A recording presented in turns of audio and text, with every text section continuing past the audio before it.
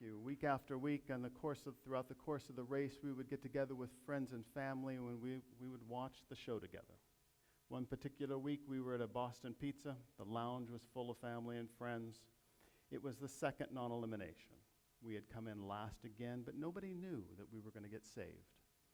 As we came jogging up to the mat that day, the room had been crazy the entire race. They were having a great time, right up until the point that they realized that we were in last place.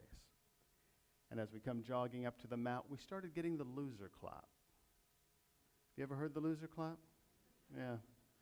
That slow, rhythmic applause that we save for that team that we respect, but still know are losers.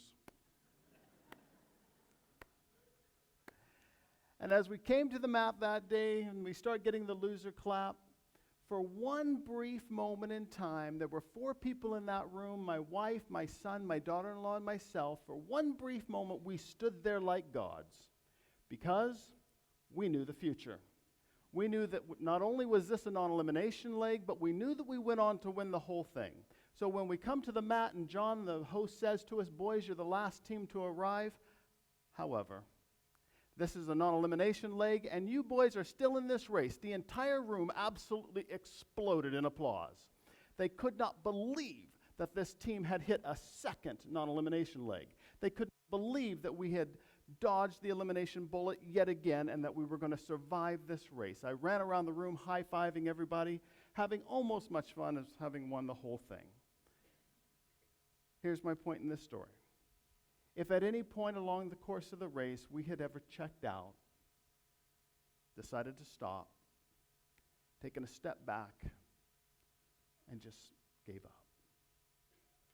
None of you would have ever met me on a street corner in Winnipeg and said, "Hey, aren't you one of the Tims? Aren't you that guy with Parkinson's that was on the Amazing Race? You guys were doing so good. What happened? You were so close." Guys, we were never so close. Yet, had we checked out, had we stopped in our race, had we given up and not persevered, we would have sacrificed a championship that had only one name on it. And that name was simply the Tims. All we had to do was stay in our race and go get it. We had to stay on the race that had been marked out for us, follow the advice of a kindergarten teacher, persevere, and go get our championship.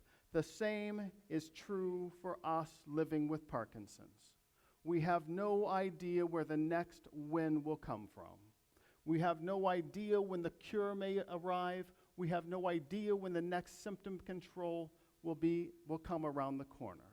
But what we do know is that we have to stay in our race until it comes. We can do this.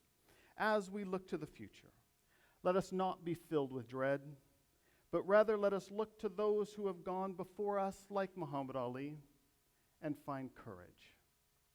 Let us look to those bright lights who guide us still, our own Davis Phinney, Michael J. Fox, and find strength.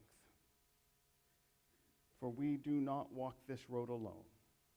We have been shown what it means to persevere. We have seen the strength and the courage that is needed, for we walk in the footsteps of champions. Ladies and gentlemen, your win will come when you choose to live your best, when you choose to stay on the race that you have been given and to persevere. The ultimate win comes when we celebrate every single victory, when we find a reason every day to raise our arms in victory and to know that today's battle is ours. I would like you to join me in ending this part of the day the same way that we began, raising your arms in victory and saying, "Yes." Yes.